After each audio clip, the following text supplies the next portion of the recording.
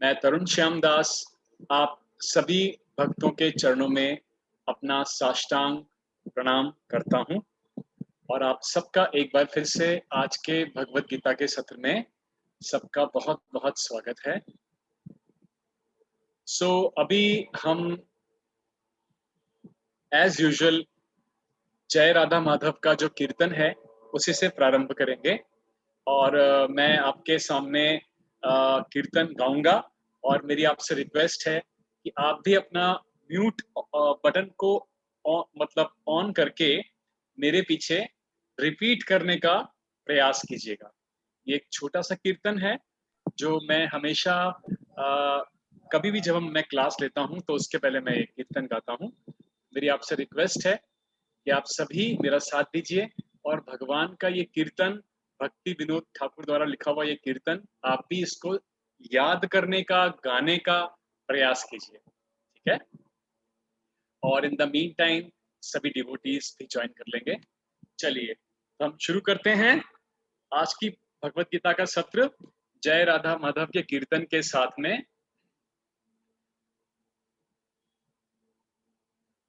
जय राधा माधव कुंज बिहारी, जय राधा माधव कुंज बिहारी।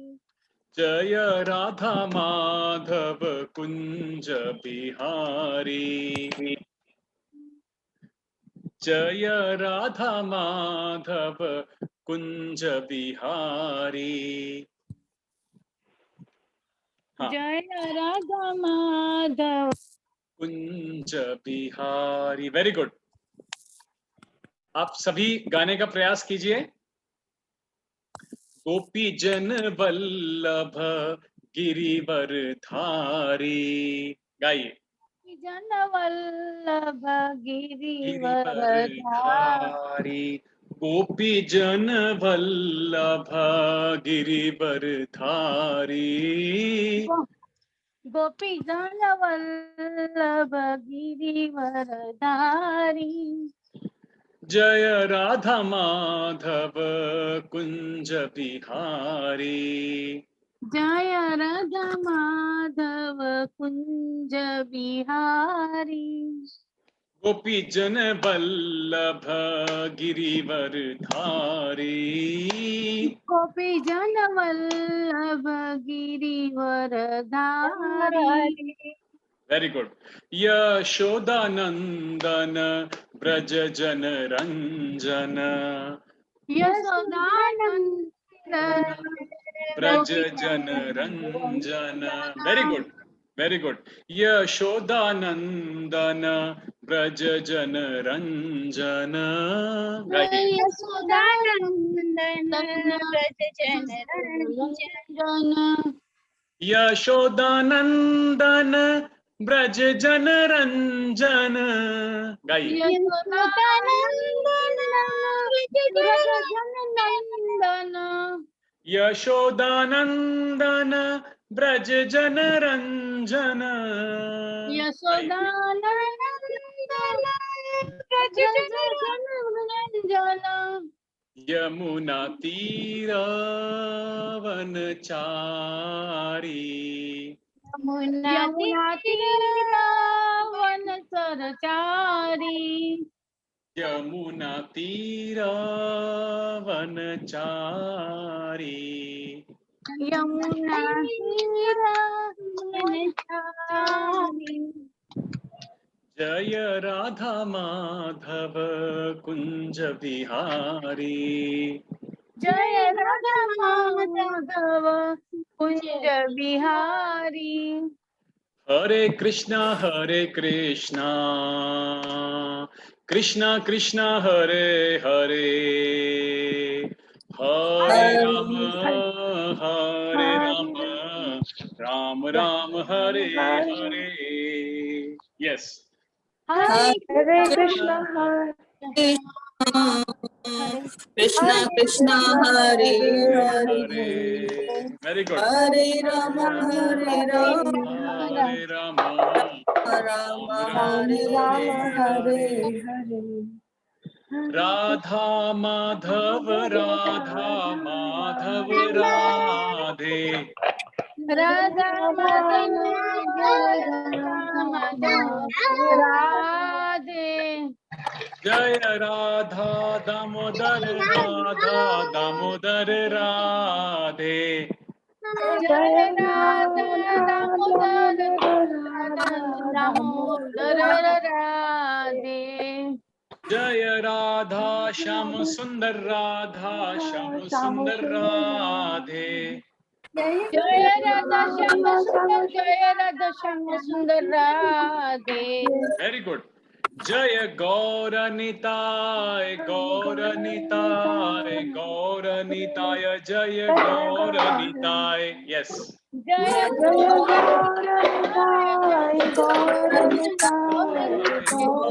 निताय जय गौर निताय। जय जय प्रभुपाद प्रभुपाद प्रभुपाद प्रभुपाद। जय प्रभुपाद जय प्रभुपाद जय प्रभुपाद जय प्रभुपाद। जय जय गुरुदेव गुरुदेव गुरुदेव गुरुदेव। जय जय गुरुदेव गुरुदेव गुरुदेव। Very good. युग धर्म हरिनाम संकीर्तन की जय। श्रील प्रभुपाद की जय। Nitai. Very good very good. Nitai Gaur प्रेमानंदे। हरि हरि बोल हरि हरि बोल। हरि हरि बोल। बहुत बहुत धन्यवाद आप सभी का जय राधा माधव के कीर्तन में साथ देने के लिए। Thank you very much. और अब हम अपनी कक्षा प्रारंभ करते हैं। बाकी कुछ और devotees in the mean time log in कर लेंगे, तो मैं एडमिट कर दूं। तो एक बार आप सभी का फिर से बहुत बहुत स्वागत है आज के भगवत गीता के एडवांस्ड भगवत गीता के सत्र में। और आज की कक्षा को प्रारंभ करने से पहले मैं आपको एक जरूरी सूचना भी देना चाहता हूं कि हमारे हिज हाइनेस लोकनाथ गोस्वामी महाराज, जो कि मेरे दीक्षा गुरु हैं, जिन्होंने मुझे सेवा राधा को दीक्षा दी है। दीक्षा गुरु गुरु 3 प्रकार के हैं मेनली, ब्रॉडली अगर हम देखें तो। एक होते हैं पथ प्रदर्शक, जो आपको कहीं ना कहीं किसी अच्छे भगवत भक्त के साथ जोड़ते हैं, या आपको भगवान का मंदिर की तरफ, जिन्होंने आपको इस्कॉन की तरफ आने के लिए प्रेरित किया, जो कोई ऐसे जिन्होंने आपको पथ प्रदर्शक किया, एक तो वो होते हैं। दूसरे जो आपको नॉलेज प्रोवाइड करते हैं उन्हें बोलते हैं शिक्षा गुरु, यानी कि इंस्ट्रक्टिंग स्पिरिचुअल मास्टर, जो इंस्ट्रक्शंस देते हैं या मतलब एक तरह से टीचिंग देते हैं, कोचिंग देते हैं, नॉलेज देते हैं हमको। तो शिक्षा गुरु बहुत सारे हो सकते हैं, 1000 हो सकते हैं। लेकिन दीक्षा गुरु जो मनुष्य जीवन के अंदर हरिनाम दीक्षा देते हैं, और हरिनाम जब हम दीक्षा लेते हैं दीक्षा गुरु से, उस वक्त हम संकल्प लेते हैं 4 नियम का पालन करने का, और आजीवन हर रोज मिनिमम 16 माला करने का, हरे कृष्ण महामंत्र का। तो जो दीक्षा गुरु होते हैं वो हमारे जो है, मेरे जो दीक्षा गुरु हैं लोकनाथ गोस्वामी महाराज, उनकी व्यास पूजा है 20 जुलाई को। 20 जुलाई को हम लोग बहुत ही धूमधाम से व्यास पूजा सेलिब्रेट कर रहे हैं। व्यास पूजा शास्त्रों के अनुसार एक ऐसा दिन होता है जिस दिन सभी शिष्य मिल करके अपने स्पिरिचुअल मास्टर को, अपने गुरु को ग्लोरीफाई करते हैं और उनके गुणगान गाते हैं और एक उत्सव सा मनाते हैं। तो लोकनाथ गोस्वामी महाराज स्वयं बहुत उच्च कोटि के शुद्ध भक्त हैं भगवान कृष्ण के, जो इस्कॉन के साथ प्रभुपाद के सानिध्य में उन्होंने दीक्षा ली, प्रभुपाद से डायरेक्ट दीक्षा ली, और प्रभुपाद ने स्वयं उनको ट्रेन किया। और पिछले 50 साल से वो सन्यासी हैं, और पिछले 50 साल से भगवान के नाम, भगवान के गुण, भगवान के रूप भगवान की लीला का प्रचार कर रहे हैं फ्रॉम लास्ट 50 इयर्स, 50 साल से। और उन्हें कीर्तन सम्राट भी कहा जाता है। वैसे तो मैं उनको ग्लोरीफाई करने के लिए बहुत तुच्छ प्राणी हूं कि मैं उन्हें उनके बारे में कुछ उनको ग्लोरीफाई कर पाऊं। उन्हें कीर्तन सम्राट कहा जाता है। कलयुग में जैसा आप जानते हैं हरिनाम संकीर्तन ही भगवत प्रेम प्राप्त करने का साधन है, और उन्हें कीर्तन सम्राट कहा जाता है। वो कीर्तन किंग भी कहे जाते हैं। उनके कीर्तन अगर आप कभी यूट्यूब पे सुने तो आपको बहुत आनंद आएगा। तो उनको उनको ग्लोरीफाई करने के लिए साल में एक बार व्यास पूजा मनाई जाती है। व्यास का मतलब महर्षि वेदव्यास, व्यास पीठ कहा जाता है। व्यास महर्षि वेदव्यास से शुरू हुआ था, क्योंकि महर्षि वेदव्यास से ही, उनसे ही सारे वेदों का कंपाइलेशन हुआ था, और वो आदि गुरु थे। और उसके बाद ये परंपरा नीचे आई। तो व्यास पूजा हम मना रहे हैं 20 जुलाई को। आप सभी को बहुत बहुत आमंत्रण है। मंदिर के प्रांगण में प्रभुपाद भवन के अंदर शाम 5:30 से 9:30 तक ये समारोह रहेगा। मेरी आप सभी भक्तों से अनुरोध है, विनंती है कि आप सभी इस व्यास पूजा में जरूर आइए।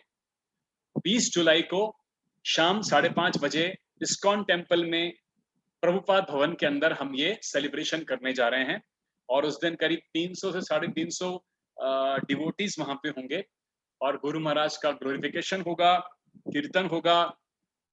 उनके बारे में आपको जानकारी मिलेगी वहां पर डिटेल में कि उनके क्या अचीवमेंट्स रहे हैं, क्या उन्होंने किया है इस्कॉन संस्था के लिए पिछले 50 साल से। वो किस प्रकार से आजीवन अपना ब्रह्मचर्य और सन्यासी के रूप में जीवन किस प्रकार उन्होंने बिताया है, तो वो सब आपको पता लगेगा।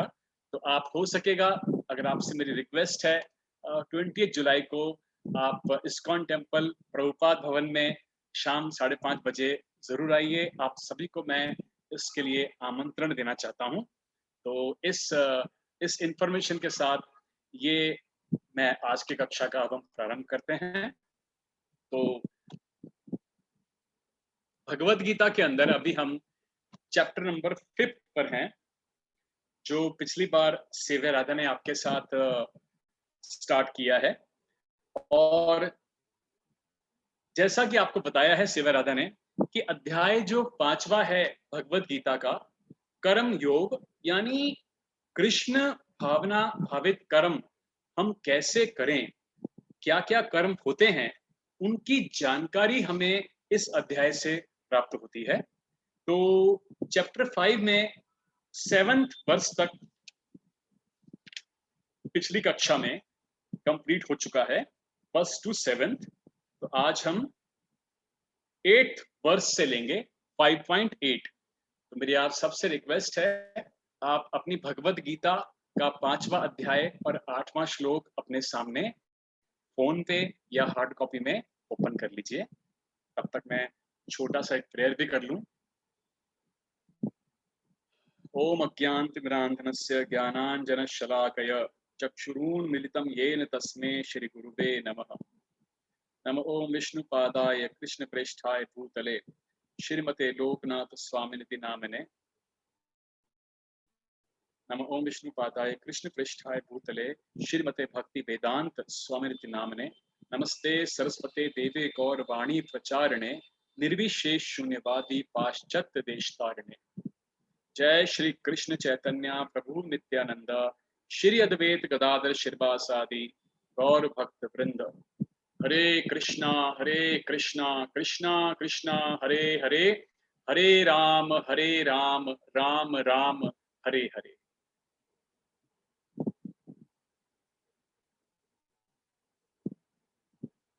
आप सभी भगवत कथा अनुरागी भक्तों का स्वागत है, और मैं तरुण श्यामदास आपको बहुत बहुत धन्यवाद करना चाहता हूं कि आप सभी बहुत रेगुलर हैं इस थर्सडे की क्लास में, और उसकी वजह से हमें और मुझे भी मौका मिलता है भगवान के कुछ गुणगान गाने का और भगवान के बारे में कुछ कीर्तन करने का। इसके लिए आपको बहुत बहुत धन्यवाद। तो हम आज का अपना भगवत गीता का सत्र प्रारंभ करते हैं। अध्याय 5वां कर्म योग, यानी कृष्ण भावना भावित कर्म और वर्स नंबर 8 and 9। यहां भगवान कहते हैं अर्जुन को, न एव किंचित करोमि इति युक्तः मन्येत तत्त्ववित् पश्यन् शृण्वन् स्पृशन् जिघ्रन् अश्नन् गच्छन् स्वपन् श्वसन् प्रलपन् विसर्जन् गृहत् उन्मिषन् निमिषन् अपि इंद्रियाणि इंद्रिय अर्थेषु वर्तन्ते इति धारयन्। अनुवाद और तात्पर्य श्रील प्रभुपाद के द्वारा। श्रील प्रभुपाद की जय। दिव्य भावनामृत युक्त पुरुष, दिव्य भावनामृत युक्त पुरुष देखते देखते सुनते स्पर्श करते सुनते खाते चलते फिरते सोते तथा श्वास लेते हुए भी अपने अंतर में सदैव हमेशा यही जानते हैं, वो यही जानते हैं कि वास्तव में वह कुछ नहीं करता। बोलते, त्यागते, ग्रहण करते या आंखें खोलते बंद करते हुए भी वह यही जानते रहते हैं कि भौतिक जो हमारे सेंसेस हैं, इंद्रियां हैं, अपने अपने विषय में प्रवृत्त हैं और वह इन सब से पृथक है, सेपरेटेड है, अलग है। तो ये जो अध्याय है, जैसा कि मैंने आपको बताया, कृष्ण भावना भावित कर्म, कृष्णा कॉन्शियस कर्म किस प्रकार के होने चाहिए हमारे, और क्या वो कर्म हैं, किस प्रकार से हमें अपने कर्म करते रहने हैं लेकिन कृष्ण कॉन्शियसनेस के अंदर, उसकी पूरी डिटेल्ड जानकारी हमें इस अध्याय से मिलती है। तो यहां पर जो अभी हमने श्लोक देखा, यहां भगवान कहते हैं नैव किंचित करोमीति युक्तो मन्येत तत्त्ववित्। यानी भगवान कहते हैं कि जो व्यक्ति, जो तत्त्ववित्, तत्त्ववित् का मतलब क्या हुआ? तत्त्ववित् ऐसा व्यक्ति who knows the truth, जो सत्य को जानता है, जो सत्य के तत्व को जानता है, तत्त्ववित् ऐसे व्यक्ति की बात हो रही है। वो ये जानता है कि मैं कुछ नहीं कर रहा हूं। आप इसको समझने का प्रयास करना, मैं कुछ नहीं कर रहा हूं। एक कृष्ण भावना भावित व्यक्ति, जो कृष्ण भावना भावित है, कृष्ण कॉन्शियसनेस में लीन है, उसकी सोच, मैं ये बात कर रहा हूं आपसे उत्तम अधिकारी की। उत्तम अधिकारी, भक्तों की 3 श्रेणियां हैं। पहली है कनिष्ठ अधिकारी, दूसरा है मध्यम अधिकारी, तीसरा है उत्तम अधिकारी। आप लिख सकते हैं। सबसे पहली स्टेज है कनिष्ठ अधिकारी। तो ये भक्त ऐसा होता है, वो उसका स्तर ये होता है कि वो भगवान में आस्था रखता है, भगवान को मंदिर में जाके पूजता है, बाकी किसी चीज से उसका कोई सरोकार नहीं होता, बाकी किसी से कोई लेना देना नहीं रखता है। किसी प्रकार की कोई सेवा में संलग्न होना या किसी प्रकार का कुछ और भक्तों से संपर्क करना या ना करना, कुछ मतलब नहीं होता उसको। कनिष्ठ अधिकारी केवल मंदिर में भगवान को वर्शिप करता है, भगवान और मैं और भगवान, बाकी सब बातों से उसका कोई सरोकार नहीं होता है। ये कनिष्ठ अधिकारी की स्टेज होती है, ये कनिष्ठ अधिकारी का स्तर होता है, कनिष्ठ अधिकारी। धीरे धीरे धीरे जब वो व्यक्ति, जब वो भक्त भक्ति में प्रगति करता है, तो वो मध्यम अधिकारी के स्तर पे आता है। अब मध्यम अधिकारी क्या करता है?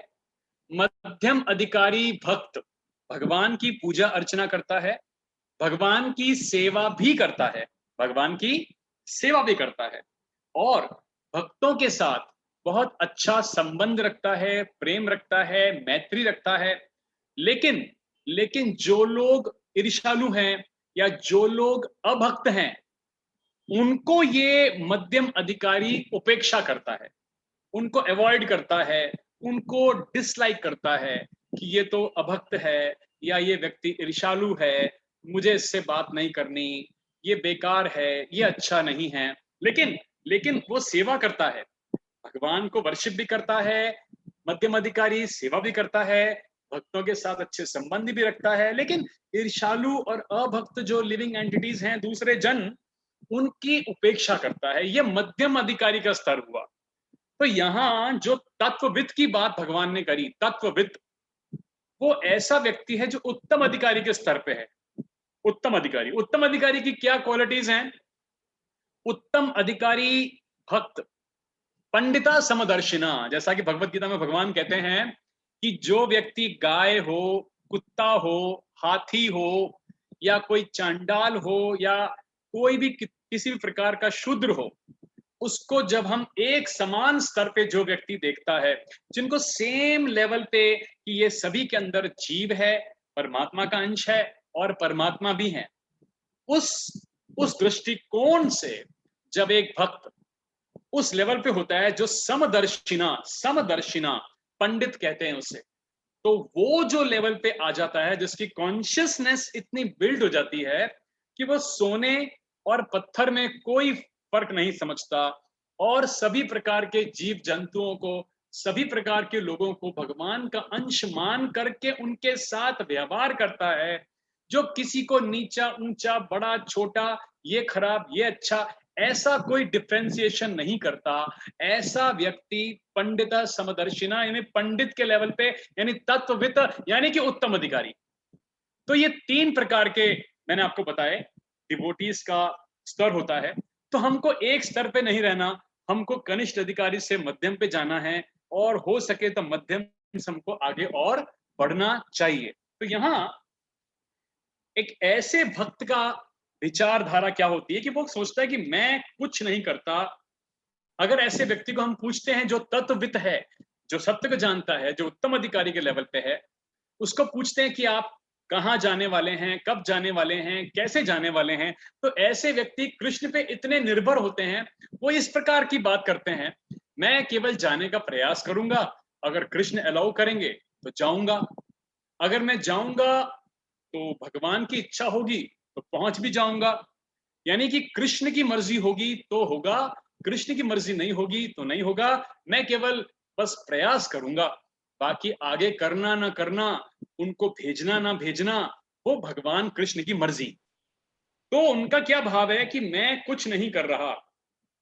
अब यहाँ पे प्रभुपाद के जो गुरु महाराज, प्रभुपाद के गुरु महाराज, जिन्होंने प्रभुपाद को दीक्षा दी थी, जिनका नाम है भक्ति सिद्धांत सरस्वती महाराज, प्रभुपाद बताते हैं कि उनके साथ जब भी कभी बात की जाती थी, तो वो स्वयं भक्ति सिद्धांत सरस्वती महाराज स्वयं हमेशा इस प्रकार की ही बात करते थे, हम ये करेंगे, मैं ऐसा करूंगा, आगे भगवान की मर्जी होगी तो ये होगा, और अगर उनकी मर्जी नहीं होगी तो नहीं होगा, या मैं कहीं कोई कार्य करने जा रहा हूं तो मैं अपना भरसक प्रयत्न करूंगा, भगवान उस कार्य को सफल करेंगे या नहीं करेंगे, कृष्ण की मर्जी, कृष्ण की इच्छा। और वास्तविकता में यही बात है।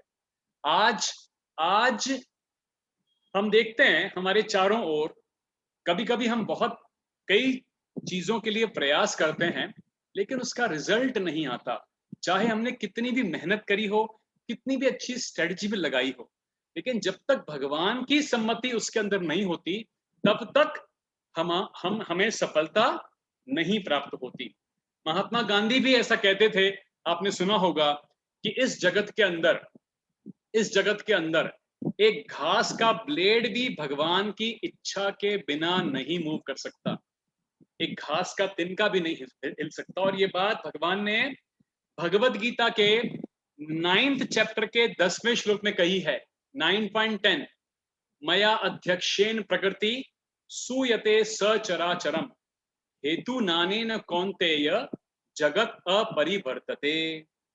अर्जुन, मया अध्यक्षेण, मेरी अध्यक्षता में ये प्रकृति चलती है, सारे चर अचर, moving non moving, living non living, जितनी भी चीजें हैं वो सब मेरी सुपरिंटेंडेंस के अंदर कार्य करती हैं। ये पूरी भौतिक सृष्टि मेरी ही आज्ञा अनुसार, मेरी सुपरिंटेंडेंस में क्रिएशन होता है और डिस्ट्रक्शन होता है। 9.10 भगवत गीता आप लिख सकते हो ताकि आप उसको रेफर कर सको। तो इसी प्रकार से यहां पर इस श्लोक में जो हम देख रहे हैं, नैव एव किंचित करोमि इति, अभी हम इसको और व्यवस्थित रूप से समझते हैं इसके बारे में। तो तत्वविद वही हुआ जो व्यक्ति जानता है कि सत्य क्या है। और एक और एग्जांपल लेके चलते हैं यहां पे समझने के लिए। जैसे कि हमारा शरीर, हमारी बॉडी के अंदर हम कॉन्शियसली सब कुछ नहीं कर पाते। जैसे मेरा ये हाथ है, अब मेरी एक माइन्यूट भगवान ने मुझे हमें इंडिपेंडेंस दी है। मैं अपनी मर्जी से कॉन्शियसली इसको ऊपर कर सकता हूं। अब मैं नीचे लाना चाहूं मैं कर सकता हूं, आगे ले जा सकता हूं। ये इतनी इंडिपेंडेंस है जो मैं अभी कर रहा हूं। लेकिन हमारी ह्यूमन बॉडी में ऐसी बहुत सारी चीजें हो रही हैं अभी जिस पे हमारा कोई कंट्रोल नहीं है, जो ऑटोमेटिक है। ये मैं कॉन्शियसली कर सकता हूं कि मैं खड़ा हो सकता हूं, मैं अभी अपने मर्जी से चल सकता हूं, मर्जी से बैठ सकता हूं, मर्जी से देख सकता हूं, जो मैं चाहूं उस हिसाब से मैं कर सकता हूं। लेकिन इसका मतलब ये नहीं कि सब कुछ मैं कर रहा हूं। ये तो केवल एक छोटी सी इंडिपेंडेंस है। अब जैसे हम भोजन करते हैं, फॉर एग्जाम्पल हम खाना खाते हैं ना, भोजन करते हैं, तो भोजन लेके मैंने ये डाला, अपने आप च्यू होना शुरू होता है, मैं उसको स्वॉलो करता हूं। लेकिन मैं कॉन्शियसली अपनी एलिमेंट्री कैनाल को नहीं बोलता कि तुम कंस्ट्रिक्शन करो या डायलेट करो ताकि फूड पाइप से खाना नीचे जाए। वो तो मैं नहीं करता, वो ऑटोमेटिक हो रहा है। अब स्टमक में जाने के बाद में गैस्ट्रिक जूस रिलीज जो है वो मैं नहीं करता। मैं नहीं इंस्ट्रक्शन देता पेट को कि तुम अभी गैस्ट्रिक जूस रिलीज करो, खाने को डाइजेस्ट करो, उसके बाद स्मॉल इंटेस्टाइन पुश करो। ये सारी प्रक्रिया शायद मुझे पता भी नहीं अंदर क्या हो रही है, हम में से बहुत लोग नहीं जानते एक्सेप्ट फ्यू डॉक्टर्स। लेकिन ये प्रक्रिया अंदर शरीर में ऑटोमेटिक हो रही है। हार्ट का ब्लड पंप करना, सर्कुलेशन ऑटोमेटिक हो रहा है। बॉडी के अंदर हमारे बाकी सभी ऑर्गन्स, बहुत सारी चीजें ऐसी हैं जो हम उनको नहीं कॉन्शियसली चला रहे। नहीं तो हमारे दिमाग पे कितना लोड हो जाएगा अगर हर चीज को कॉन्शियसली मैं इंस्ट्रक्ट करूं और अपने हिसाब से करूं, तो कितना लोड हो जाएगा दिमाग पे। आप मेरी बात समझे? इसका मतलब शरीर में ये सब चीजें ऑटोमेटिक चल रही हैं। अब कोई भी व्यक्ति क्या बोलेंगे या साइंटिस्ट क्या बोलेंगे कि ये बॉडी में सब ऑटोमेटिक होता है। वास्तविकता में ये ऑटोमेटिक होने वाली बात नहीं है। वास्तविकता में इसे बोलते हैं automatically does not mean absence of control. Hari बोल। ऑटोमेटिकली का मतलब ये नहीं कि एब्सेंस ऑफ कंट्रोल है। जैसे एक कार है जो ऑटोमेटिक मोड में चलती है, जिसमें गियर बॉक्स नहीं है, जिसमें क्लच पैडल नहीं है, लेकिन वो कार कंप्यूटराइज्ड है और कंप्यूटर द्वारा ऑटोमेटिकली कंट्रोल्ड है। तो इसका मतलब ये होता है absence of awareness of control, कि कोई ना कोई तो इसको कंट्रोल कर रहा है। एब्सेंस ऑफ अवेयरनेस है। एब्सेंस ऑफ क्या है? अवेयरनेस। और ये जो सब कुछ क्रियाशील हो रहा है शरीर के अंदर, जो चलायमान है, जो सब कुछ अंदर हमारे चलायमान है, कहां से हो रहा है कंट्रोल? हमारा सोल, सुपर सोल जो हृदय में स्थित है, spiritual corner of the heart में जहां आत्मा स्थित है और वहीं साथ में परमात्मा स्थित है। Super soul is actually controlling मया अध्यक्षेन प्रकृति। अब याद कीजिए 9.10 भगवान ने क्या कहा? मया अध्यक्षेन प्रकृति। तो बॉडी क्या है? बॉडी इज प्रकृति। बॉडी इज प्रकृति, नेचर। ये यहां की है, मटेरियल वर्ल्ड की है। जो सोल है ये आध्यात्मिक है, ये मटेरियल वर्ल्ड का नहीं है। तो भगवान कहते हैं मया अध्यक्षेन प्रकृति सूयते सचराचरम इन 9.10, कि हर चीज मेरी सुपरिंटेंडेंस में कार्यशील हो रही है। तो फिर हो सकता है आगे एक बात मैं आपसे और बताना चाहूंगा। हो सकता है somebody कोई कह सकता है कि फिर ऐसा क्यों होता है कि जब हर चीज भगवान के इंस्ट्रक्शन पे हो रही है, एक ब्लेड भी भगवान की मर्जी से नहीं हिलता, नहीं चलता, हवा भी भगवान की मर्जी से होती है। तो लोग कोई हमें प्रश्न कर सकते हैं, यू माइट आस्क ऑल्सो, कि why somebody doing bad work, ऐसा क्यों होता है कि कोई व्यक्ति फिर गलत कार्य करता है और कोई अच्छा कार्य करता है? क्या कृष्णा भगवान ने दोनों को सैंक्शन दिया है? तो answer is yes, in both the ways, दोनों ही चीजों में भगवान कृष्ण की अनुमति, सैंक्शन है, क्योंकि उनकी सैंक्शन के बिना जीवात्मा कुछ नहीं कर सकता। देखिए, बर्थ हुआ जीवात्मा का भौतिक शरीर में, और उसके बाद उसकी डेथ होती है उस शरीर की। इसके बीच में है चॉइस, यानी सी। ए मतलब बी यानी बर्थ, डी यानी डेथ, बीच में है उसकी चॉइसेस, वो क्या लेता है।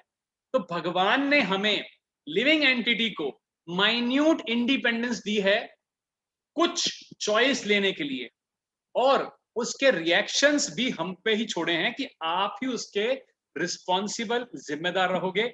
चॉइस आपको लेनी है, लिमिटेड माइन्यूट इंडिपेंडेंस दी है। अगर आप सोचो कि भगवान हमें बिल्कुल अगर इंडिपेंडेंस नहीं देते, तो एज अ लिविंग एंटिटी कोई मीनिंग नहीं रह जाता। इसलिए भगवान ने एक माइन्यूट इंडिपेंडेंस दी है, और हर चीज के एक्शन रिएक्शंस वैदिक नॉलेज के अंदर प्रोवाइड किए हैं। ये करने से ऐसा होगा, ये करने से ऐसा होगा। जीव जो चाहता है वैसा भगवान फैसिलिटेट कर देते हैं, ओके कर देते हैं, सैंक्शन करते हैं। ठीक है, तुम्हारी इच्छा है ये करने की, कर लो, इसके जो आगे कॉन्सिक्वेंसेस हैं वो आप सफर करना। आपको ये कार्य करने की इच्छा है, ये भी कर लो, इसके कॉन्सिक्वेंसेस आपको आगे देखने हैं। तो जीव को इंडिपेंडेंस दी है माइन्यूट। आप सोचो कि माइन्यूट इंडिपेंडेंस के अंदर आज हमने, जीवात्मा ने इतना प्रकोप इस पृथ्वी पे मचा दिया है। अगर इससे ज्यादा हमें इंडिपेंडेंस मिली होती और ज्यादा, तो न जाने स्थिति कैसी हो जाती। तो प्रभुपाद हमें बताते हैं, हाँ, दोनों स्टेज के अंदर लिविंग एंटिटी को ये शेयर ऑफ इंडिपेंडेंस दिया है। इसलिए जब कोई बुरा काम करना चाहता ही है, तो Krishna facilitates and allow us and sanctions, क्योंकि उसके रिएक्शन फिर उसको फेस करने पड़ेंगे। इसीलिए भगवत गीता के अंदर लेकिन भगवान एक बात बहुत अच्छी कहते हैं, ये आप लिख सकते हो, और ये आता है 10th चैप्टर का 10th वर्स, ददामि बुद्धि योगम। हाँ, यस, तेषाम सततम युक्तानाम प्रीति पूर्वकम। परफेक्ट। 10.10, अभी 10.10 में स्पेशली भगवान फेवर करते हैं, या आप कह सकते हो हेल्प करते हैं उन लोगों को, उन जीवात्माओं को जो प्रीति पूर्वक के साथ, प्रेम के साथ भगवान की सततम कीर्तनम में युक्त हैं, एंगेज्ड हैं, भक्तिमय कार्य में जो एंगेज्ड हैं। आप मेरी बात समझो, उसको भगवान उनके लिए क्या बोलते हैं कि मैं ऐसे जीवात्माओं को बुद्धि प्रदान करता हूं अपनी तरफ से, ताकि वो मुझ तक जल्दी आ पाए, ताकि वो मुझ तक जल्दी आ पाए। मैं वो वर्स ओपन कर लेता हूं, ये 10th चैप्टर का 10th वर्स है, ताकि आपको इसका थोड़ा,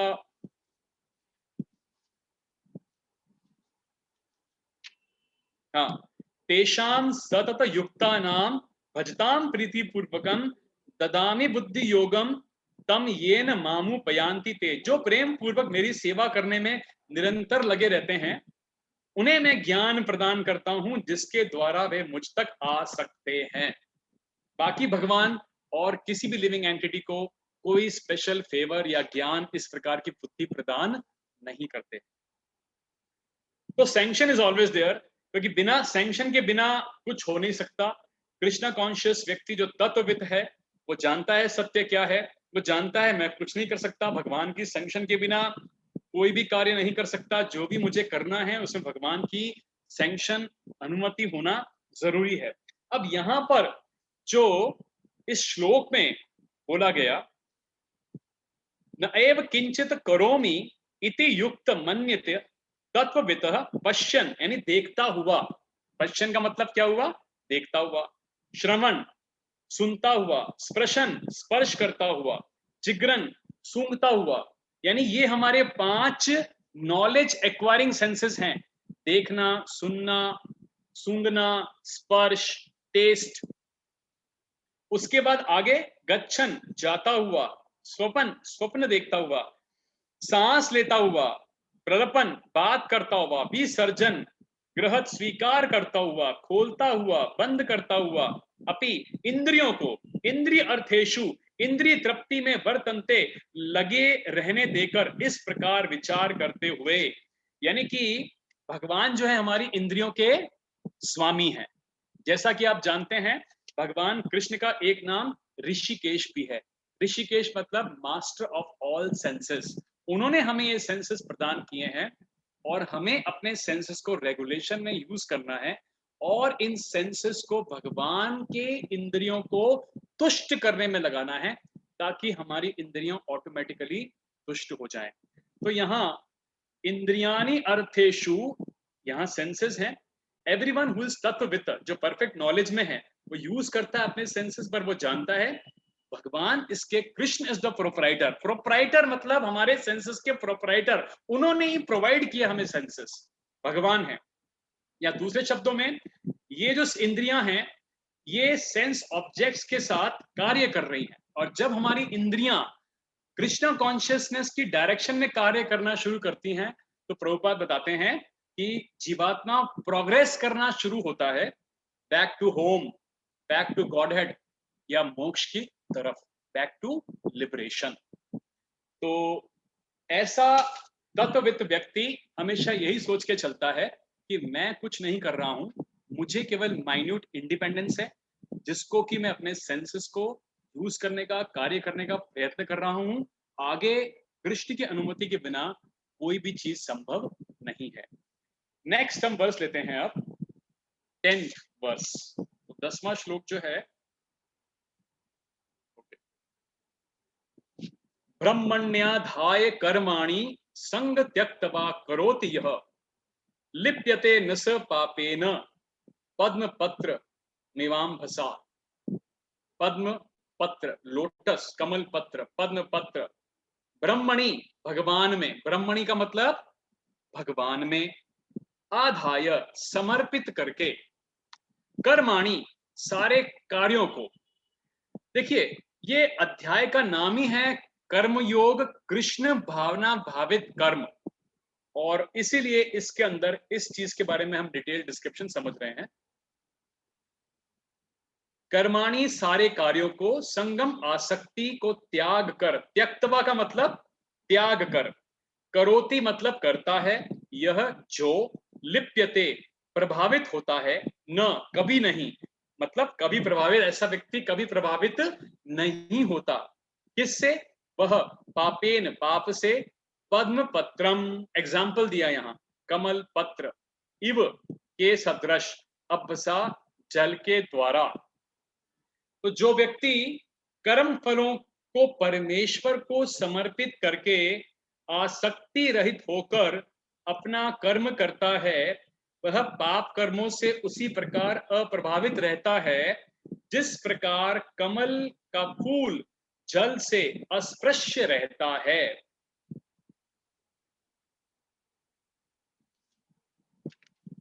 भगवत गीता में भगवान कृष्ण बहुत सुंदर सुंदर एग्जाम्पल्स के साथ अर्जुन को माध्यम बना के हमें नॉलेज प्रोवाइड करते हैं। आपने शुरुआत में 2nd 3rd चैप्टर में सुना था वो श्लोक जहां भगवान कहते हैं कि किस प्रकार मनुष्य का ज्ञान अज्ञान से कवर्ड होता है। जैसे कि एक कांच का शीशे के ऊपर बहुत सारी डस्ट जम जाती है। जब कभी बहुत ज्यादा कोई पुराना घर हो जहां कभी साफ सफाई नहीं हुई हो, बहुत दिनों से बंद पड़ा हो, वहां जब हम जाते हैं देखते हैं तो मिरर्स के ऊपर बहुत सारी डस्ट की लेयर होती है।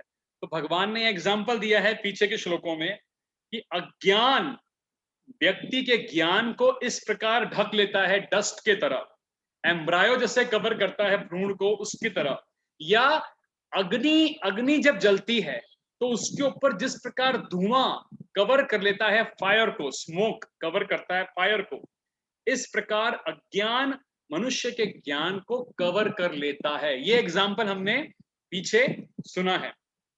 उसके बाद हमें भगवान ने एक और एग्जाम्पल दिया था जो आपको याद होगा, कछुए का, जहां भगवान ने बताया था जैसे एक कछुआ अपने जो इंद्रियां हैं उनको रेगुलेटेड यूज करता है, जब भी उसको रिक्वायरमेंट होती है तो वो हाथ पैर बाहर निकालता है, जब भी उसको जरूरत नहीं होती तो वो अंदर खींच लेता है। रेगुलेशन ऑफ सेंसेस, अगर आपको याद हो तो कछुए के एग्जाम्पल से हमने ये सीखा था, समझा था। और यहां पर भगवान कृष्ण कमल कमल का पत्र यानी कमल का फूल, लोटस फ्लावर का एक और एग्जाम्पल दे रहे हैं। आगे भी ऐसे बहुत से एग्जाम्पल्स आएंगे। बहुत सुंदर एग्जाम्पल है कमल के फूल का और उसकी पत्तियों का। आपने ऐसा कभी ऑब्जर्व किया होगा कि कमल, लोटस फ्लावर पे अगर हम कुछ पानी डालते हैं तो वो रुकता नहीं है, वो एकदम नीचे गिर जाता है, टिक नहीं पाता पानी। पानी ज्यादा देर कमल के पत्ते पे रुकता नहीं है, या कमल की लीव्स को मॉइस्ट नहीं करता, तुरंत ऐसे नीचे आ जाता है और वो लीव ऐसे गीली नहीं होती, ड्राई सी ही फील होती है। मतलब पानी के स्पर्श से उसको इतना फर्क नहीं पड़ता, जबकि वो फ्लावर, वो जो फूल है कमल का, पानी में ही रहता है। पानी में ही रह करके भी पानी से क्या है, जैसा इस श्लोक में बताया गया, पद्म पत्र मिमाम भसा लिप्यते न स पापेन पद्म पत्र मिवाम भसा, यानी कि उसको उससे फर्क नहीं पड़ता, जल के द्वारा अस्पृश्य रहता है, जल के साथ वो कैसा रहता है, अस्पृश्य, अस्पृश्य। तो इसको हम समझते हैं यहाँ भगवान क्या क्या क्या बात करना चाह रहे हैं। तो जैसे कमल का फूल पानी में रहता है और उसकी पत्तियां रहती हैं, लेकिन उनका कोई कनेक्शन ऐसा नहीं होता पानी के साथ कि वो भीग गए या भीग करके सिकुड़ गए। और हमने देखा है कि पानी की बूंदें डालने पर भी पानी उस पर टिक नहीं पाता। तो ये एग्जाम्पल एक ऐसे व्यक्ति का है, भगवान एक ऐसे ऐसे व्यक्ति से इसको कंपेयर करके रिलेट कर रहे हैं इस एग्जाम्पल को, कि ऐसा व्यक्ति जो कृष्ण भावना भावित है, जो मध्यम अधिकारी के स्तर से ऊपर की तरफ जा रहा है और अपने जीवन को प्रयास करता है सारे कार्य करते हुए अपने कार्य के रिजल्ट्स को भगवान को ऑफर करने का, नंबर 1। नंबर 2, इस कॉन्शियसनेस से हमेशा हर कार्य को अच्छे से करता है कि इसका जो रिजल्ट होगा वो भगवान की अनुमति और उनकी सैंक्शन के अनुसार होगा, मेरे चाहने ना चाहने के अनुसार नहीं। मैं चाहूंगा ठीक है कि मुझे ये करना है, पर अगर ये वैसा नहीं हुआ मेरे प्रयास के बाद भी, इसका मतलब कहीं ना कहीं भगवान की इसमें सैंक्शन या अनुमति नहीं थी। तो जो अपने कार्य को तत्वविद लेवल पे आने के बाद ये समझ करके कि क्योंकि हर वस्तु भगवान की प्रॉपर्टी है, हर चीज भगवान से बिलोंग करती है और उनकी सेवा में लगनी चाहिए और हर चीज का रिजल्ट उनको मिलना चाहिए। जैसे जैसे मैं कोट करता हूं यहाँ पे, ईशो उपनिषद, ये ईशो उपनिषद की बुक आप टेम्पल से ले सकते हैं। 108 उपनिषद में से ये बहुत ही ज्यादा महत्वपूर्ण उपनिषद है और छोटी पुस्तक है। इसके अंदर महर्षि वेदव्यास ने जो पहला मंत्र लिखा उसको मैं आपको पढ़ के बताता हूं।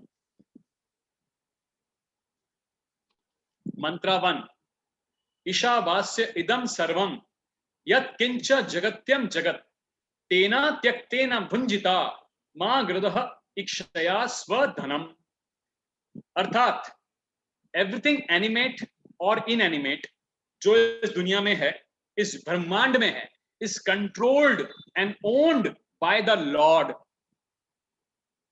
One should therefore accept those things necessary for himself, यानी कि हर चीज भगवान द्वारा कंट्रोल्ड है, व्यक्ति को वही चीज एक्सेप्ट करनी चाहिए जो जरूरी है उसके लिए, which are set aside as this quota, जो हमारे कोटे के लिए, हमारे लिए एक सेपरेट कोटा जो हमें प्रोवाइड किया गया है, और one should not accept other things knowing well to whom they belong. दूसरी वस्तुओं को जबरदस्ती किसी की प्रॉपर्टी पर, जबरदस्ती किसी और की वस्तुओं को हमें लेने का प्रयास नहीं करना चाहिए। जो भगवान ने हमारे हिस्से में दिया है उसको ही हमें एक्सेप्ट करना चाहिए, क्योंकि भाई इस जीवन, इस ब्रह्मांड में animate, inanimate, living, non living, moving, non moving, हर चीज प्रॉपर्टी का, प्रॉपर्टी किसकी है? भगवान की है, और उनके द्वारा कंट्रोल्ड भी है। अब इसलिए तत्वविद व्यक्ति की यहां बात हो रही है कि ऐसा तत्वविद व्यक्ति, ऐसा ज्ञानी, ऐसा योगी जो डिवोशनल सर्विस प्रैक्टिस करते करते हम इस स्तर पे आ जाएंगे ग्रेजुअली, जब हम, हमारे मन की कॉन्शियसनेस भी ऐसी हो जाएगी कि हम हर चीज हमारे भगवान के लिए पहले सोचेंगे। भगवान की सेवा कैसे हो सकती है, भगवान को मैं आज क्या भोग खिला सकता हूँ, भगवान के लिए मैं क्या कपड़े ला सकता हूँ, या जो भी हम कार्य कर रहे हैं भगवान की सेवा में किस प्रकार इसका रिजल्ट मैं लगा सकता हूँ। ये जब कॉन्शियसनेस ऐसे व्यक्ति की होती है, वो व्यक्ति कमल की तरह पानी जो कीचड़ का है उससे अस्पृश्य रहता है। यानी कि भौतिक जगत में रहते हुए भी, ये जो दूषित जगत है, मटेरियल वर्ल्ड, हरि बोल, इसमें रहते हुए भी वो अफेक्टेड नहीं होता, उसको कोई फर्क नहीं पड़ता। जैसे पैंडेमिक के अंदर अगर कोई कोरोना की हम वैक्सीन लगा लें ढंग से, तो हम काफी हद तक हमारा बचाव हो जाता है कि शायद जल्दी इन्फेक्शन नहीं होगा, या अगर भगवान ना करे हो गया तो ज्यादा कॉम्प्लिकेशन नहीं आएगा, एटलीस्ट ये बात की संतुष्टि है। उसी प्रकार से एक ऐसा व्यक्ति जो कि कृष्ण भावना भावित है और अपने कर्मों को, अपने कर्मों की आसक्ति को त्याग कर रिजल्ट भगवान को देने का प्रयास कर रहा है, ऐसा व्यक्ति इस भौतिक जगत में रहते हुए भी अफेक्टेड नहीं रहता, उसको कोई फर्क नहीं पड़ता। अब हम 11th वर्स लेते हैं। कायेन मनसा बुद्धया, देखो ये कर्मयोग चल रहा है, कृष्ण भावना भावित कर्म चैप्टर। कायेन मतलब काया यानी शरीर से, मनसा मतलब क्या हुआ? मन से, बुद्धया मतलब बुद्धि से, केवल है शुद्ध, इंद्रिय, इंद्रियों से, सेंसेस से, अपि भी योगी न, योगी न, योगी, योगी कौन हुआ? योगी का मतलब जो सुप्रीम से कनेक्ट करने का प्रयास कर रहा है। कर्म, कर्म कुर्वंती करते हैं, संगम आसक्ति, त्यक्तवा यानी त्यक्तवा मतलब त्याग कर, आत्म, आत्म की शुद्ध ये यानी प्योरिफिकेशन के लिए, for the purification of soul. तो काया से योगी जन आसक्ति रहित होकर, योगी जन, योगी जन मतलब हम आप योगी जन हैं। जो भी हम अभी कर रहे हैं कार्य, ये डिवोशनल सर्विस है, कीर्तन श्रवण, तो हम कनेक्ट करने का प्रयास कर रहे हैं भगवान श्री कृष्ण से, यानी कि हम योग कर रहे हैं, योगी जन। अब कैसे योगी जन? जो आसक्ति रहित होकर शरीर से, कायेन मन से, मनसा, बुद्धि से, बुद्धया, तथा इंद्रियों के द्वारा भी केवल शुद्धि के लिए कर्म करते हैं, प्योरिफिकेशन के लिए कर्म करते हैं, जैसे अभी हम कर रहे हैं ये कर्म, आपका श्रवण मेरा कीर्तन। तो इससे हमारा कहीं ना कहीं प्योरिफिकेशन हो रहा है, क्योंकि भक्तों हमारी अटैचमेंट इस भौतिक जगत से कई जन्म जन्मांतर की इतनी स्ट्रॉन्ग है कि ये धीरे धीरे धीरे धीरे ये क्लच निकलेगा। ये डिपेंड करेगा हमारे प्रयास पे, ये डिपेंड भी करेगा हमारे प्रयास पे, क्योंकि आपको याद होगा जब यशोदा मैया ने भगवान कृष्ण को बांधने का प्रयास किया था, हाँ बहुत सुंदर बात है ये, यशोदा मैया ने छोटे बालक कृष्ण को जब उखल से बांधने का प्रयास किया था, तो आपने सुना होगा कि जब भी यशोदा मैया रस्सी बांधती थी 2 उंगली छोटी पड़ती थी, फिर रस्सी लाई और ऐड करी, फिर बांधी, 2 उंगली छोटी पड़ गई, अरे उसके बाद फिर और रस्सी ऐड करी, फिर से प्रयास किया, फिर से 2 उंगली छोटी पड़ गई। आपको पता है ये 2 उंगली का क्या रहस्य है? मैं बताता हूं भी आपको। लेकिन जब बहुत ज्यादा मेहनत करने के बाद भी रस्सी नहीं बन रही थी ना, तो तो भगवान ने देखा कि मेरी माता इतना प्रयास कर रही है, यशोदा मैया पसीने से तरबतर, परेशान, हैरान। तब भगवान ने उनके प्रयास को देखा और फिर क्या किया, कृपा दी और बंध गए। नहीं तो उनको तो कौन बांध सकता है। तो बंध गए वह स्वयं। कैसे बंधे, भक्त का प्रयास। तो भक्त यशोदा मैया जो वात्सल्य भाव में भक्त हैं, बांधने का प्रयास करती जा रही हैं, करती जा रही हैं, थक गई, हाथ पैर दर्द कर रहे, थक पसीना भगवान ने देखा इतना प्रयास कर रही मेरी माता भी, इतना थक गई। उसके बाद भगवान ने क्या किया, कृपा। तो पहली चीज है भक्त का प्रयास, 2 उंगली छोटा पड़ना। पहला क्या है, हमारा प्रयास, हमारा प्रयास कैसा है। और उसके बाद भगवान की कृपा। ये यथा माम प्रपद्यन्ते, भगवान कृष्ण कहते हैं ना भगवत गीता में, जो जिस भाव से जितने एफर्ट से मेरी तरफ आएगा उसको उसके अकॉर्डिंग मैं रिजल्ट देता हूं। तुमने जो किया उसके हिसाब से तुम रिजल्ट ले जाओ। तो देयर इज नो डिस्क्रिमिनेशन। तो भक्त का प्रयास। तो यहां क्या है, कायेन, हाँ, कायेन मनसा बुद्धया। तो जो शुद्धि के लिए कर्म करते हैं, जैसे हम शुद्धि के लिए कर्म कर रहे हैं, तो यहां पर प्रभुपाद हमें क्या बताते हैं कि अभी जो हम काम कर रहे हैं ये भी हम काम कर रहे हैं। तो जो व्यक्ति अभक्त है वो भी कार्य कर रहा है, और जो कृष्ण के कॉन्शियसनेस में कार्य कर रहा है वो भी कार्य कर रहा है। कोई व्यक्ति किसी गलत प्रकार का म्यूजिक सुन रहा है, कोई व्यक्ति भगवान की लीलाओं का श्रवण कर रहा है या कीर्तन का श्रवण कर रहा है, कोई व्यक्ति अपनी इंद्रिय तृप्ति के लिए पता नहीं कैसा कैसा खाना खा रहा है, और कोई व्यक्ति कृष्ण भावना भावित होकर के भगवान को ऑफर करके अच्छे अच्छे बढ़िया बढ़िया खीर पूड़ी मालपुए के व्यंजन खा के अपने आप को शुद्ध कर रहा है ना। तो कोई व्यक्ति कई प्रकार के प्रजल्प कर रहा है, लोगों को क्रिटिसाइज कर रहा है, और कोई व्यक्ति भगवान की लीला बोल रहा है या कोई और बात कर रहा है। तो कार्य दोनों के वैसे ही हो रहे हैं, लेकिन जो व्यक्ति भगवान से संबंधित कार्य कर रहा है वो क्यों कर रहा है, उसका to get more purer and purer and purer and purer. Because as I told you कि ये जो हमारा है ना भौतिक सृष्टि से हमारा जो अटैचमेंट जन्म जन्मांतर का, ये एकदम से तो नहीं छूटेगा ना, इट विल टेक टाइम।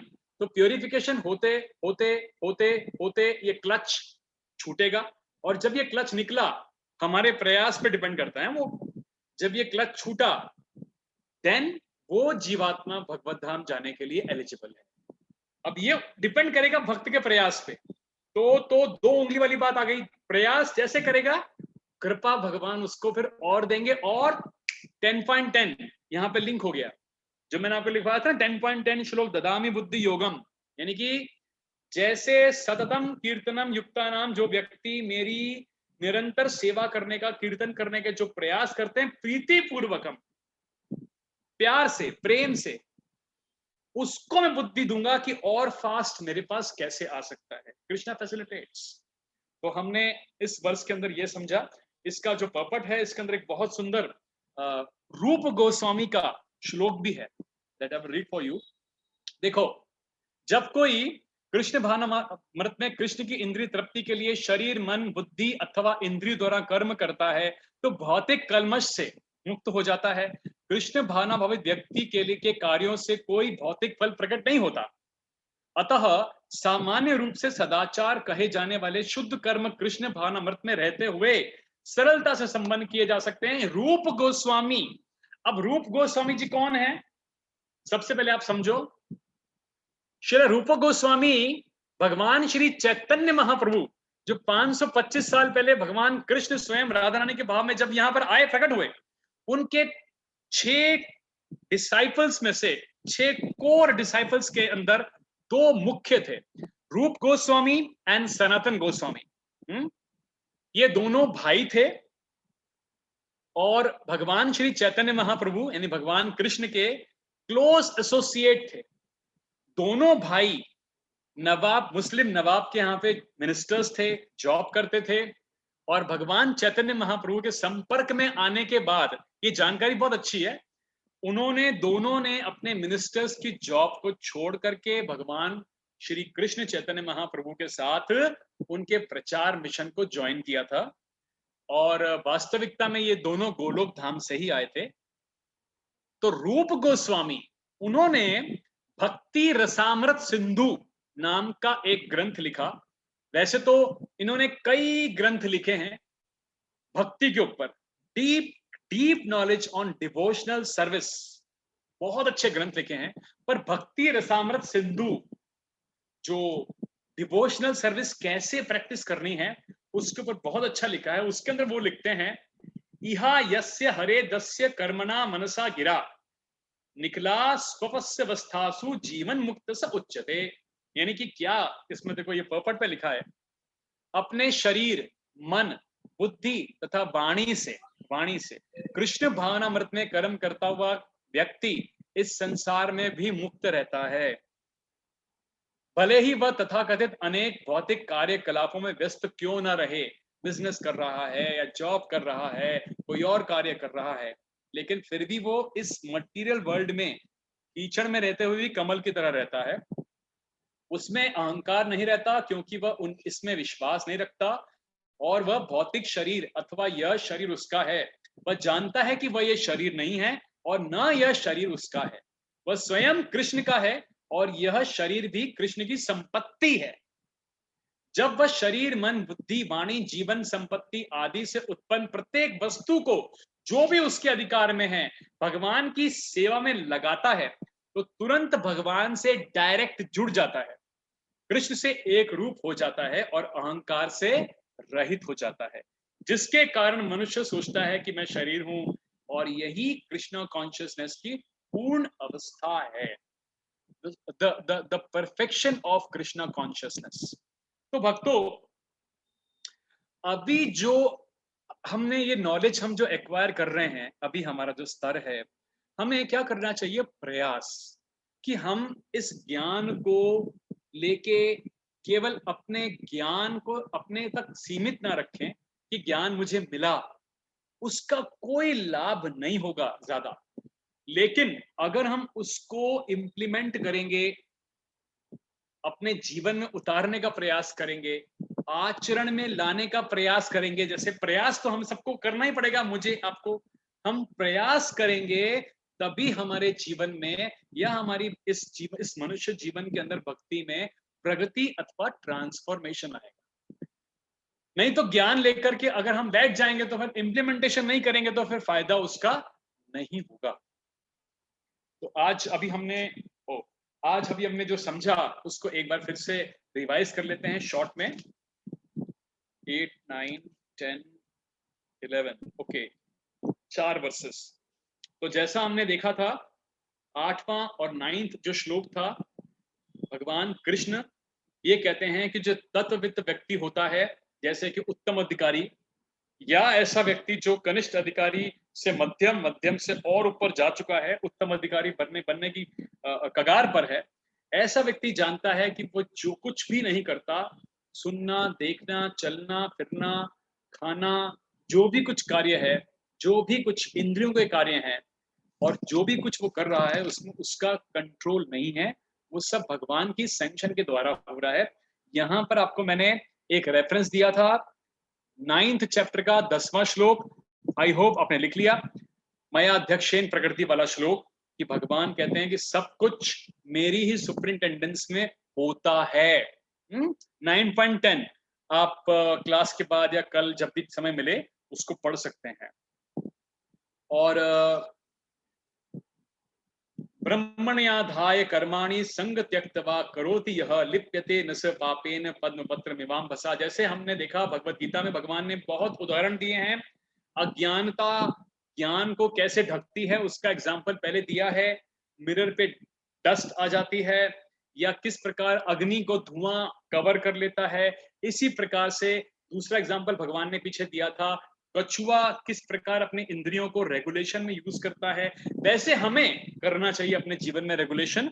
और तीसरा यहाँ बताते हैं भगवान की, जो ऐसा व्यक्ति अपने कर्मों को आसक्ति के साथ त्याग कर भगवान की सेवा में लगाने का प्रयास करता है, वो उसी प्रकार इस भौतिक जगत में रहता है जैसे कमल का फूल पानी में रहते हुए भी अस्पृश्य रहता है, उसकी पत्तियां अस्पृश्य रहती हैं। पानी में रहते हुए भी, ये दूसरा हमने 10th देखा था। 11th, और ऐसे योगी जो कनेक्ट करने का प्रयास कर रहे हैं काया से, मन से, बुद्धि से, अपने बाकी इंद्रियों के साथ में, आसक्ति रहित अपने शुद्धि के लिए जो कर्म करते हैं, योगी जन आसक्ति रहित होकर शरीर, मन, बुद्धि, इंद्रियों के द्वारा भी केवल शुद्धि के लिए ही कर्म करते हैं। और यहाँ पर हमने रूप गोस्वामी द्वारा भक्ति रसामृत सिंधु का जो वर्ष देखा, उसमें यही समझा कि ऐसा व्यक्ति संसार के कंटेमिनेशन से उसको प्रभाव नहीं पड़ता, वो भौतिक जगत में रहते हुए भी मुक्त है, मुक्त, यहां रहकर के भी सामान्य कार्य करते हुए भी मुक्त है। तो आपको, मुझे आपको, हमको प्रयास करना चाहिए कि हम अपने स्तर को और ऊंचा करें, जिस स्तर पे हैं वहां ना रह जाएं, इस स्तर से आगे कैसे बढ़ें। तो आगे बढ़ने के प्रयास के लिए सबसे ज्यादा जरूरी है एसोसिएशन। आप थर्सडे के दिन आज आते हो, बहुत सुंदर बात है, लेकिन आप वीक के अंदर, मेरी आपसे रिक्वेस्ट है, प्रभुपाद का संग करें, उनकी छोटी बुक्स को पढ़ें, या यूट्यूब पे इस्कॉन के बहुत से लेक्चर्स हैं उन्हें सुने, या आप कोई कीर्तन सुने, या कुछ भगवत गीता का पढ़ने का प्रयास करें, लेकिन अपने स्तर को ऊपर आगे ले जाने का प्रयास करें, प्रयास। फिर क्या होगा? भगवान की कृपा। और फिर लास्ट जो रेफरेंस मैंने दिया था आपको, 10th चैप्टर का 10th वर्स, ददामी बुद्धि योग, कि जो प्रेम पूर्वक मेरी कीर्तन करते हैं, मुझ तक आने का प्रयास करते हैं अर्जुन, मैं उनको फिर बुद्धि देता हूं कि कैसे मुझ तक तुम जल्दी आ सकते हो। तो आप जब प्रयास करोगे तो ही भगवान आप पे कृपा हम पे करेंगे। तो इसके साथ हम आज की अपनी इस कक्षा को यहाँ पर विराम देते हैं, और किसी प्रकार का कोई प्रश्न हो अगर आपके मन में, तो आप अभी मुझसे पूछ सकते हैं। Any questions to anybody? किसी को भी कोई प्रश्न है?